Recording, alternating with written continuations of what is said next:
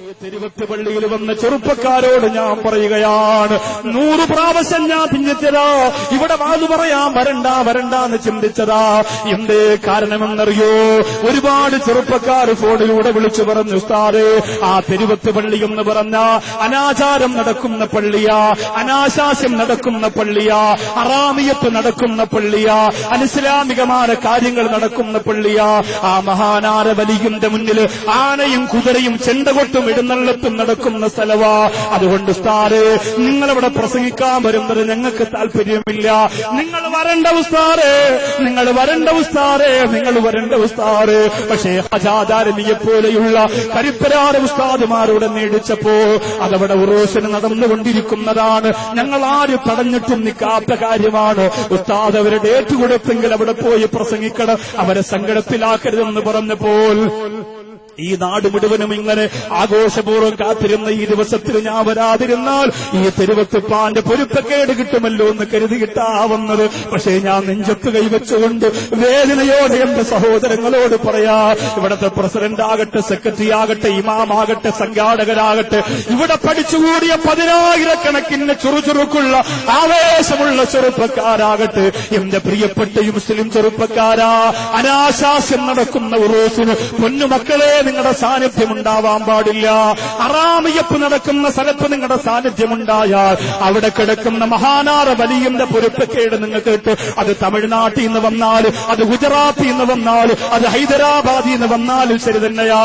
ഞങ്ങളെ കൊണ്ട് പറ്റുന്നില്ല എന്ന് പറഞ്ഞ് കൈമളപ്പോ കഴിയില്ല. പ്രിയപ്പെട്ടവരെ, പടച്ചവന്റെ കോടതിയില് ഖബറിന്റെ അകത്തൊറ്റയ്ക്ക് കിടക്കുമ്പോ പ്രസിഡന്റിന് പറയാൻ പറ്റൂല, അത് ഞങ്ങളെ കൊണ്ട് തടയാൻ പറ്റാത്തത് കൊണ്ടാ.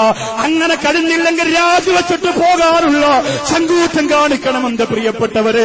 അതിന് കഴിഞ്ഞില്ലെങ്കിൽ പള്ളി പരിവാരത്തിൽ നിന്ന് ഇറങ്ങിപ്പോകാൻ തന്റെ ഇടം കാണിക്കണം പ്രിയപ്പെട്ടവരെ. അനിസ്ലാമിക കാര്യത്തിന് കൂട്ടുനിന്ന് പോയാ ഇതുപോലെ 5 നേരം പാൽ വിളിക്കാതെ കുഞ്ഞിന് പാല് കൊടുക്കാൻ പാടില്ല എന്ന് പറയുന്നവര് വളർന്നു വരും എന്റെ പ്രിയപ്പെട്ടവര്. ശരീഅത്തിന് ഊന്നൽ കൊടുത്തുകൊണ്ട് ഇസ്ലാമിന്റെ തത്വസംഹിതയെ 2 കൈ നീട്ടി സ്വീകരിക്കോ, അല്ലാഹുവിന്റെ കോടതിയെ ലക്ഷ്യം വെച്ചുകൊണ്ട് പ്രവർത്തിച്ചോ. നാളെ പരലോകത്ത് ഞാൻ പള്ളി പ്രസിഡന്റാണ്, സെക്രട്ടറിയാണ്, ഖതീബാണെന്ന് പറഞ്ഞുകൊണ്ട് അവിടെ സ്വർഗത്തിന് പ്രത്യേക സ്ഥാനമൊന്നുമില്ല. നീ എന്ത് ഖിദ്മത്ത് ചെയ്തെന്ന് അല്ലാഹു ചോദിക്കുമ്പോ ധൈര്യത്തോടെ പറയാ, എന്റെ പ്രിയപ്പെട്ട ഈ സഹോദരന് കഴിയട്ടെ. ശരീഫ് എന്ന് പറയുന്ന ഈ പള്ളിക്ക് നേതൃത്വം കൊടുക്കുന്ന സഹോദരനോട് എന്റെ ഇക്കയെ പോലെ കണ്ടിട്ട് ഞാൻ ഓർമ്മപ്പെടുത്തുകയാണ്, നരകത്തിന് വേണ്ടി പണിയെടുക്കല്ലേ. അല്ലാഹുവിന്റെ ഔലിയാക്കളെന്ന് പറഞ്ഞാൽ ആരെന്നറിയുമോ? അവർ ത്യാഗം ചെയ്തവരോ, ഒരു കാലഘട്ടത്തിലെ ജീവിത സുഖങ്ങളെ മുഴുവനും അല്ലാഹുവിന് വേണ്ടി മറന്നുപോയവരോ, ഈ ഭൗതിക ലോകത്തെ ആനന്ദങ്ങൾ മുഴുവനും ത്യജിച്ചു കളഞ്ഞവരാ. എന്നിട്ടവർ പടച്ചോന് വേണ്ടി ജീവിച്ചവരാ. അവരുടെ മക്കാവിന്റെ മുന്നിൽ തല തുറന്നിട്ടുകൊണ്ടൊരു പെണ്ണ് വന്നനെന്നോ, നാണം മറക്കാറ് ഒരു പെണ്ണ് വന്നനെന്നാൽ, പൊന്നുമോള് നിനക്കവിടെ പൊരുത്തക്കേട് കിട്ടും, നീ മറക്കണ്ട, എല്ലാം ശരിയാകുമെന്ന് എനിക്കറിയാ. ഏത് വലിയന്റെ മക്കാമിലും നടക്കുന്ന കാര്യങ്ങൾ ശരിയാകുമെന്ന് എനിക്കറിയാ. എന്നാലും എന്റെ മുമ്പിലിരിക്കുന്ന സഹോദരങ്ങളോട് സങ്കടത്തോടുകൂടി പറയുകയാണ്, നിങ്ങൾക്ക് കഴിയും ചെറുപ്പക്കാരോ, നല്ല പൊരുത്തത്തോടെ വന്ന് സിയാറത്ത് ചെയ്ത് സന്തോഷത്തോടെ പോകുമ്പോ എന്തോ ഒരു റാഹത്താണ് മനസ്സിന് കിട്ടുന്നതെന്നറിയോ. ഞാനിത് പറയുമ്പോ നിങ്ങൾക്ക് എന്നോട് വെറുപ്പുണ്ടാകുമോ? എനിക്ക് പ്രശ്നമല്ല. നിങ്ങൾക്ക് എന്നോട് അകൽച്ചയുണ്ടാകുമോ? എനിക്ക് പ്രശ്നമില്ല. ഇത്രയും ആൾക്കാർക്ക് വേണ്ടിയല്ല നൗഷാദ് വാക്കവി പറയുന്നത്. അല്ലാഹുവിന്റെ കോടതിയിൽ നാവ് വെട്ടിയെടുത്തിട്ട് നരകത്തിലെറിയുന്ന പ്രവാചകന്മാരുണ്ട്.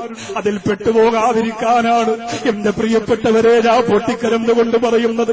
എന്റെ യുവാക്കളെ, ഒരു നെഞ്ചുവേദന വന്ന് മരിച്ചുപോയാ പിന്നെ അന്ന് മുതൽ കബറാണ്. ബാത്റൂമിനകത്ത് കാലൊന്ന് വഴുതി തലവൊന്ന് ചിവരിലിടിച്ചാൽ എന്റെ പാലക്കാട് ജില്ലയിലെ പെങ്ങളെ, അന്ന് 6 മണിക്ക് നിന്നെ കബറിന്റെ അകത്ത് കൊണ്ടുവെക്കുകയാണ്. അവിടെ നിനക്ക് സഹായത്തിനാരുമില്ല. കുറ്റോ കുറ്റിരുട്ടും 6 അടി മണ്ണും അതിന്റെ അകത്ത് കിടന്ന് കൈകാലിട്ടടിക്കുമ്പോ എന്റെ പൊന്നുമോളെ, പറയാൻ നിനക്ക് കഴിയുമോ മോളെ? അനാവശ്യമായ കാര്യങ്ങൾക്ക് കൂട്ടുകാരുടെ തോളത്ത് കൈയിട്ടുകൊണ്ട് തലമറക്കാറ്, വസ്ത്രം ധരിക്കാറ്, മോശമായ രീതിയിലൂടെ നടന്നുപോയ അല്ലാഹുവിന്റെ പടച്ചതമ്പുരാന്റെ പള്ളിയുടെ പരിസരങ്ങളെ മാലിന്യം കൊണ്ട് നിറഞ്ഞ, അനാശാസ്യങ്ങൾ കൊണ്ട് നിറഞ്ഞ ചില കച്ചവടക്കാരാണ് നിന്റെ പിന്നിരം.